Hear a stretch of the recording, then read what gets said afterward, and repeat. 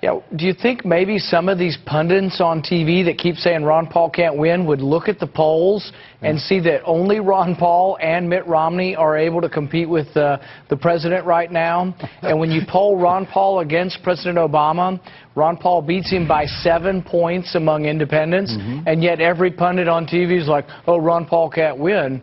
Well, maybe we shouldn't start with the conclusion. We ought to look at the numbers first. Also this, Ron Paul came in second, and some say that that's perfectly okay with you, that you don't worry about Ron Paul. I'm looking to be able to post up against Ron Paul as well and hopefully be successful. What a victory for us tonight. We've consolidated this down into a two-man national race. Now we're the conservative constitutional alternative to Mitt Romney. And like Dr. Paul said, we're coming in, we're nipping at his heels. We're going to carry the momentum that we're carrying from New Hampshire down to the Palmetto State, and we're going to do very well. And again, as people coalesce behind Ron Paul as the only serious alternative to the establishment mainstream candidate Mitt Romney, we're going to see a surge in momentum. You can guarantee that. You got new polling out of South Carolina today. Joe, what does it say? Ron Paul has picked up a lot of support there, apparently at 20%, then all of the others. But do you think there are some lessons for the Republican Party in the rise of Ron Paul? He's right about the out-of-control and unaccountable Federal Reserve. He's right about the need for limited constitutional government and the importance of individual liberty. And what I'd like to see is a Republican Party that embraces a lot of the libertarian ideas.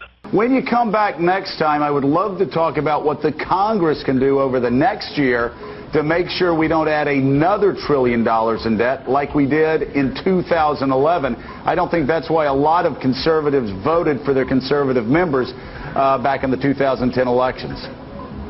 Yeah, Joe, what they need is a backbone. That's what they need, and they need to wake up, and the people need to wake up to Congress. In the first year of office, we would cut at least $1 trillion from the budget.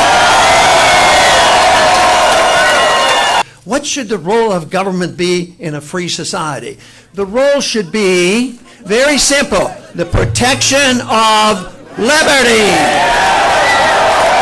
You know, so often they say that if we tell people that we think we should spend less in the military, they say, oh, that means you want to cut defense. No, if you cut the military-industrial complex, you cut war profiteering, but you don't take 1 penny out of national defense.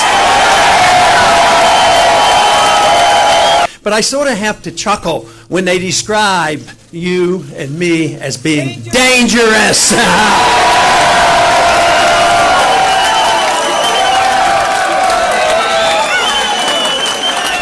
That's one thing, they are telling the truth, because we are dangerous to the status quo of this country.